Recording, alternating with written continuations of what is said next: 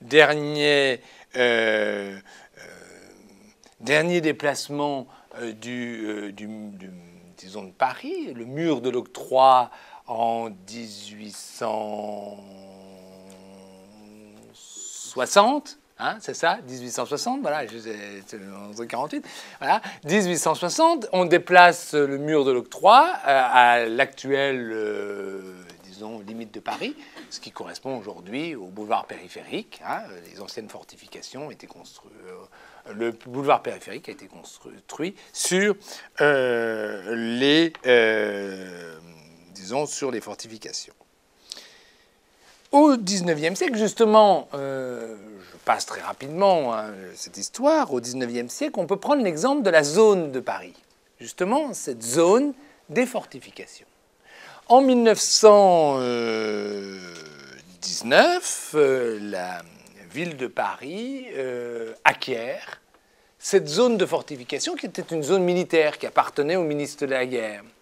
Et sur cette zone de fortification, qui fait quand même 400 mètres de large à l'époque, sur 30 km de circonférence, vous voyez un petit peu la superficie de Paris qui s'agrandit d'un seul coup en 1919. Et qu'est-ce qu'on va faire de ce terrain-là ? Premier projet d'urbanisme, 90% d'espace vert, 10% d'espace construit, et puis au fur et à mesure du temps, pour des raisons politiques que je passe très rapidement, il y a des très bons livres d'histoire qui ont été écrits par Fourcault, entre autres, Annie Fourcault, qui a bien décrit cela, bon. Ou alors sur la banlieue rouge, ça a très bien été décrit. On voit que à partir du milieu des années 20, un homme, Henri Sellier, directeur de l'office public des HBM, des habitations bon marché, c'était l'ancienne appellation des HLM à l'époque, décide de construire les premiers HBM de la Seine. À l'époque, ce n'était pas de la ville de Paris, c'était de la Seine, qui avait ses limites beaucoup plus larges qu'aujourd'hui, hein, qui correspond aujourd'hui à un certain nombre de départements, comme 92, 95, etc., qui faisaient partie du département de la Seine. Et là, on construit les premiers logements sociaux, en fait, qui se trouvent donc à la périphérie de Paris. Mais ce sur quoi on essaie de montrer avec Hervé, c'est que sur cette zone, pendant depuis 1870 à peu près, depuis qu'on s'est aperçu que les fortifications ne servaient pas à grand-chose, que les canons pouvaient envoyer des obus au-delà des murs, eh bien, toute une série de personnes sont venues s'installer, que l'on a appelé des zoniers. Et on a commencé à appeler cette partie de Paris la zone. Et ceux qui habitaient là, c'était des zonards. Terme qui a été utilisé jusque dans les années 60, assez couramment. Aujourd'hui, ce terme a disparu aujourd'hui complètement. Mais c'était une sorte de ceinture noire de la misère. En fait, il y avait 30 000 personnes qui vivaient, illégalement, parce que c'était interdit. Mais ils vivaient dans les douves, dans les abris, dans des bicoques, dans des maisons faites de toiles goudronnées, de planches, de tôles, etc., de matériaux de récupération. Et là naît le mythe de la zone, popularisé dans les films, dans les romans, etc., d'entre les deux guerres. Et naît aussi le mythe de la bande d'Apaches. Il y a un journaliste un jour qui a dit en fait il ne faut pas aller sur cette zone-là parce qu'il y a que des Apaches. Ils vont vous couper la tête, vous allez voir. Et si les filles traversent en dehors des portes, s'ils essaient de passer par, disons, par ces fortifications, eh bien, on risque de les trucider, de les violer, etc. Vous pouvez imaginer tout ce qu'on pouvait dire. Donc, vous voyez un petit peu ce sur quoi s'accroche un petit peu le mythe des cités ghettos et le mythe de la banlieue. C'est sur cette zone de non-construction, qui est des faubourgs, on n'a pas le droit de construire, vous voyez, des personnes un petit peu, disons, non désirées, persona non grata, et puis la même chose entre les deux guerres, où là, on a le mythe de la zone qui se solidifie. Et puis le XXe siècle, eh bien, après 1945, nous avons la modernité à travers les grands ensembles qui se développent. Bon, vous savez très bien, je ne vais pas refaire l'histoire des grands ensembles. Les grands ensembles apparaissent après la Seconde Guerre mondiale, à partir des années 50, dans une période de crise grave du logement. Le général de Gaulle, à l'époque, dit qu'il faut laisser entrer la France dans la modernité. Et donc, habiter dans le logement social, c'est quelque chose de moderne. C'est considéré comme avoir un logement confortable, lumineux, avec un ascenseur, vide ordures, grande baie vitrée, eau chaude, eau froide, chauffage central, etc. Une pièce pour vivre, une pièce pour la cuisine, une chambre pour les enfants, une chambre pour les parents, etc. C'est vraiment la modernité, et c'est vrai, c'est la réalité, c'est une poussée énorme en avant en termes de confort des Français.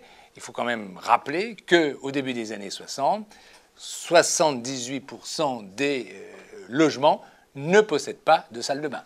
Donc quand même, il faut quand même le rappeler, à la fin des années 50, on a encore un logement qui est, en termes de normes de confort de l'époque, qui est relativement inconfortable. Donc, le logement social est plutôt bien apprécié, vous voyez bien, mais très rapidement, le grand ensemble va être considéré comme et va mobiliser de nombreux mythes, le mythe des cages à lapins, le mythe de la prison, etc. On va avoir énormément d'éléments négatifs qui vont se greffer sur ce type d'habitat. Et en plus de ça, le mythe se fonde sur quelque chose qui est visible. Nous habitons Nancy. Quand vous venez de Metz, quand vous venez de l'autoroute A4, quand vous venez de Paris, vous prenez une des dernières courbes avant d'entrer à Nancy. Qu'est-ce que vous voyez? Vous voyez le Cèdre bleu, une barre de 400 mètres de long, qui a plus 400 mètres de long depuis quelques semaines, parce qu'elle a été saucissonnée dans le cadre d'une opération de rénovation. Mais il y a encore quelques semaines, elle faisait 400 mètres de long. Un des plus grands immeubles de France, et donc on avait cet immeuble-là qui apparaissait sur la colline du Haut du Lièvre, et on avait la tour panoramique. Une tour panoramique, à l'époque, c'était 26 étages. 26 étages, c'était énorme. Aujourd'hui, on construit la Bourge Dubaï à 800 mètres de haut, donc c'est pas très grand. Mais à l'époque, c'était quelque chose de considéré comme le symbole de la modernité, vous voyez, quelque chose qui montre que la ville s'intéresse à ses concitoyens, construit des logements sociaux et construit des logements sociaux confortables. Ce mythe s'écroule assez rapidement à partir du moment où les zones à urbaniser en priorité, comme on les appelait à l'époque, vont être critiquées par les personnes qui y résident, parce que, comme on avait été obligé de construire rapidement, on a construit de mauvaise qualité, donc isolation phonique peu importante, isolation thermique peu importante, les espaces verts peu entretenus et les équipements socioculturels manquent. Donc, toute une série d'associations qui vont militer pour aménager ces quartiers vont amener devant la presse et devant les médias en fait, en disant, oui, c'est peut-être un symbole de la modernité, mais c'est aussi un lieu où on n'a pas tellement d'équipements culturels, on n'a pas de cinéma, on n'a pas de bar, il manque des écoles, même dans certains, dans certains quartiers. Et puis, les sociologues, entre autres, vont s'apercevoir que le mythe qui construisait en fait le grand ensemble, on va construire la cité de demain, Le Corbusier, c'était ça, un homme nouveau va apparaître, on va construire un monde fraternel. Comment il a appelé ça, son immeuble, ses immeubles de grand ensemble. La cité radieuse construite à Marseille, à Briey, à Rézé-les-Nantes, à Firminy et à Berlin, les 5 cités radieuses qu'il construit, c'est des immeubles où riches et pauvres se retrouvent, où on a les commerces à mi-hauteur, où on a une vie culturelle qui va se créer, et en fait, tout cela va, dans certains, ça va marcher, mais dans la majorité, on voit que eh bien, la vie sociale n'est pas très importante. Par ailleurs, les chercheurs vont montrer que c'est pas parce qu'on est proche spatialement que l'on est, disons, mélangé socialement, que l'on va, disons, constituer une communauté homogène et harmonieuse. En fait, c'est pas la proximité spatiale. En fait, on s'aperçoit, les chercheurs à l'époque, Chamboredon et Lemaire, vont montrer de façon très précise que chacun reste dans son précaré. Chacun, le professeur va fréquenter l'avocat, bon, la classe moyenne va se fréquenter, la classe ouvrière va se fréquenter, les personnes vont se fréquenter entre eux. Chacun va rester dans son précaré, en fait, et ne va pas ouvrir tellement les frontières de ces catégories sociales. Donc, en fait, on voit que apparaît donc le mythe des grands ensembles, qui était emblème du progrès et de la modernité, convoité pendant plus d'un quart de siècle, va servir très rapidement, au cours des années 1980 et 1990, va servir de réceptacle à un autre mythe, eh bien, le mythe de la banlieue défavorisée. En fait, on va dénier une partie de l'histoire. En fait, aujourd'hui, on oublie que les ZUP, les zones à urbaniser en priorité, répondaient à l'urgence et répondaient à la crise. Et aujourd'hui, les cités HLM sont considérés comme des territoires qui ont toujours été des territoires de pauvres. En fait, on oublie une partie de l'histoire et on occulte une partie de cette histoire. En fait, aujourd'hui, le mythe de la banlieue et le mythe des cités-ghettos se construit autour aussi d'une autre grande figure des cités, et c'est surtout les ghettos juifs. C'est l'autre élément qui vient constituer le fondement même des cités, du mythe des cités-ghettos, c'est le ghetto juif. Le ghetto juif, aujourd'hui, c'est le troisième élément que j'apporte, qu'on apporte à ce soubassement. Bon, comme vous savez, l'image du ghetto juif est associée aux pages sombres de l'histoire.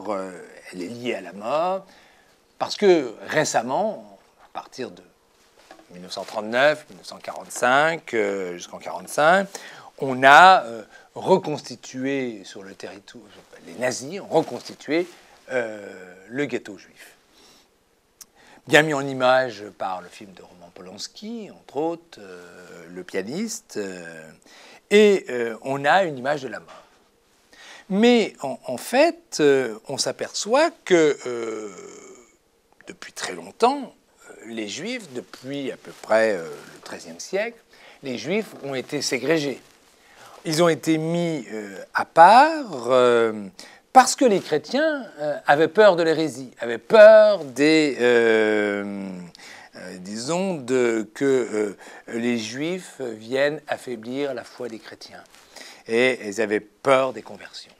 Donc, à partir du moment où les chrétiens n'ont plus tellement besoin des Juifs, surtout à partir de saint Thomas d'Aquin, Somme théologique, grand écrit d'économie moderne, où on a moins besoin des Juifs pour commercer, pour emprunter, pour épargner, etc., on va, disons, les mettre de côté. Et donc, comme cela, dans toute l'Europe, va se constituer de nombreux ghettos. Et ces ghettos vont durer jusqu'à la fin du XIXe siècle.